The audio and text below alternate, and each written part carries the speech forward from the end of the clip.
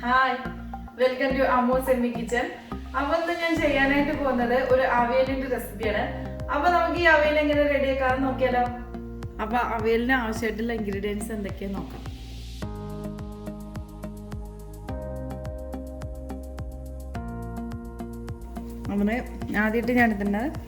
Payar.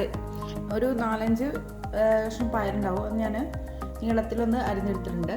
പിന്നെ ഒരു 2 carrot ഇതേപോലെ നീളത്തിൽ അരിഞ്ഞെടുക്കുക. പിന്നെ 2 ഏത്തക്കായ അതും നീളത്തിൽ അരിഞ്ഞെടുക്കുക. പിന്നെ വേണ്ടത് നമുക്ക് കുറച്ച് മുരിങ്ങക്കായാണ് എടുക്കുക. അതുപോലെ തന്നെ കുമ്പളങ്ങയും ഒരു പകുതി കുമ്പളങ്ങ ഞാൻ എടുത്തിട്ടുള്ളൂ. അത് ഞാൻ നീളത്തിൽ ഇതേപോലെ കട്ട് ചെയ്തെടുത്തിട്ടുണ്ട്. പിന്നെ വേണ്ടത് കൊത്തവര ഒരു 4-5 പീസ് എടുത്തിട്ടുണ്ട്. അത് ഞാൻ കുഞ്ഞു പീസായിട്ട് കട്ട് ചെയ്തെടുത്തിട്ടുണ്ട്. അപ്പോൾ ഒരു 6 ഐറ്റമാണ് ഞാൻ പച്ചക്കറിയിൽ എടുത്തിട്ടുള്ളൂ. നിങ്ങളുടെ കയ്യിൽ മത്തനോ അങ്ങനെ എന്തെങ്കിലും ഉണ്ടെങ്കിൽ നിങ്ങൾക്ക് മത്തനോ ചേന എന്തെങ്കിലും എടുക്കാം. എൻ്റെ കയ്യിൽ ഇപ്പോൾ അത് അവൈലബിൾ അല്ല, അതുകൊണ്ടാണ് ഞാൻ അതെടുത്ത്. പിന്നെ നമുക്ക് അതിലേക്ക് വേണ്ടത് പൊടികളാണ്. മഞ്ഞൾപ്പൊടി വേണം. ഇതൊക്കെ ഞാൻ ഇടുമ്പോൾ പറയാം, അളവ് ഞാൻ ഇടുമ്പോൾ പറയാം. മഞ്ഞൾപ്പൊടി വേണം. പിന്നെ വേണ്ടത് മുളക് പൊടി. പിന്നെ നമുക്ക് ആവശ്യത്തിന് ഉപ്പ് വേണം.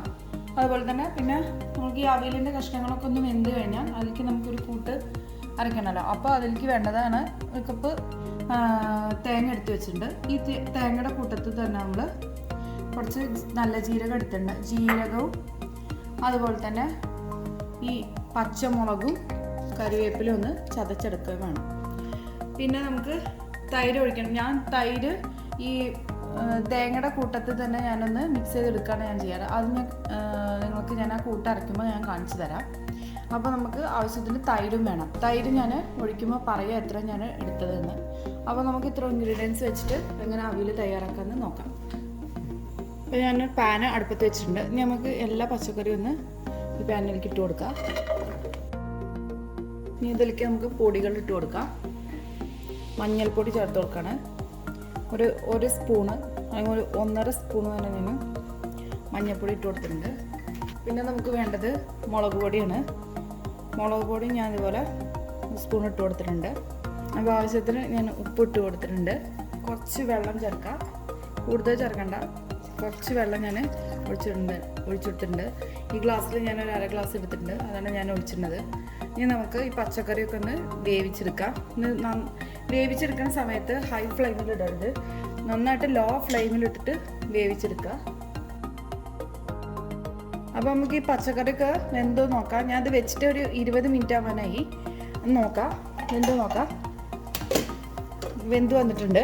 നമ്മൾ ഒരിക്കലും ഇങ്ങനെ കയ്യിൽ വെച്ചിട്ട് ഇങ്ങനെ ഇളക്കണ്ട. അപ്പോൾ പച്ചക്കറിയൊക്കെ അടഞ്ഞു പോവും. നമ്മളങ്ങനെ ചെയ്താൽ മതി.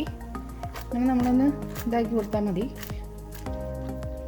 അപ്പോൾ നമുക്ക് അത്ര പച്ചക്കറി ഉടഞ്ഞു പോവില്ല. ഇനി ഇതിലേക്ക് ഒഴിക്കാനുള്ള കൂട്ട് നമുക്ക് റെഡിയാക്കി എടുക്കാം. ഇത് ഞാൻ ആദ്യമായിട്ട് ഇട്ട് കൊടുക്കാൻ പോകുന്നത് തൈരാണ്. ഞാൻ പുളിയില്ലാത്ത തൈരാണ് ഒഴിക്കുന്നത്. അപ്പോൾ ഞാൻ ഇതിന് ടിപ്പായിട്ട് ഞാൻ പറയാം.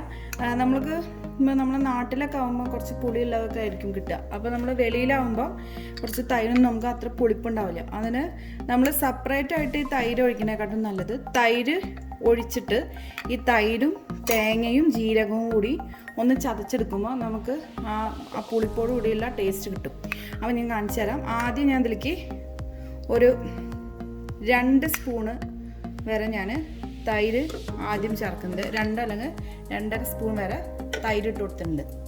അതിൻ്റെ കൂട്ടത്തിൽ നമ്മൾ എടുത്തു വെച്ച തേങ്ങ ഉണ്ടല്ലോ, തേങ്ങയും കൂടി ചേർത്ത് കൊടുക്കുകയാണ്.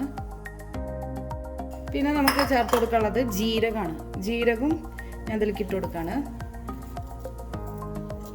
പിന്നെ ഒരു പച്ചമുളക്, പിന്നെ കുറച്ച് കരിവേപ്പിലയും. ഇത് നമ്മൾ പേസ്റ്റ് ആക്കിയിട്ട് അരയ്ക്കണമെന്നില്ല, ഒന്ന് ചതച്ചെടുത്താൽ മതി, ഗ്രൈൻഡ് ചെയ്തെടുത്താൽ മതി. അപ്പം ഞാൻ ഈ തേങ്ങയൊക്കെ ഒന്ന് ചതച്ചെടുത്തിട്ടുണ്ട്. ഇനി ഈ കൂട്ട് നമുക്ക് ഇതിലേക്ക് ഒഴിച്ച് കൊടുക്കാം. നമുക്കൊന്ന് ഇളച്ചെടുക്കാം. നമുക്ക് ലാസ്റ്റ് ഇതിലേക്ക് കറിവേപ്പില ചേർത്ത് കൊടുക്കാം.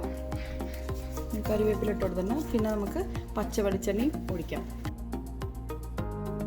അപ്പോൾ ഇത്രയേ ഉള്ളൂ. നമ്മൾ അവിയൽ റെഡി ആയിട്ടുണ്ട്. ഇനി നമുക്ക് സെർവിങ് പ്ലേറ്റിലേക്ക് മാറ്റാം. അപ്പോൾ ഈസി ആയിട്ടുള്ള അവിയൽ റെഡി ആയിട്ടുണ്ട്. അപ്പോൾ നിങ്ങൾ തീർച്ചയായിട്ടും ട്രൈ ചെയ്തിട്ട് എനിക്ക് ഫീഡ്ബാക്ക് പറയൂ കേട്ടോ. അതുപോലെ തന്നെ ചാനൽ ആദ്യമായിട്ട് കാണുന്നവരാണെങ്കിൽ തീർച്ചയായിട്ടും ഷെയർ ചെയ്യാനും ലൈക്ക് ചെയ്യാനും സബ്സ്ക്രൈബ് ചെയ്യാനും കമൻറ്റ് ചെയ്യാനൊന്നും മറക്കരുത്. അപ്പോൾ അടുത്ത നല്ലൊരു വീഡിയോ ആയി വരുന്നവർക്കും bye. Thank you for watching Ammu's semi kitchen.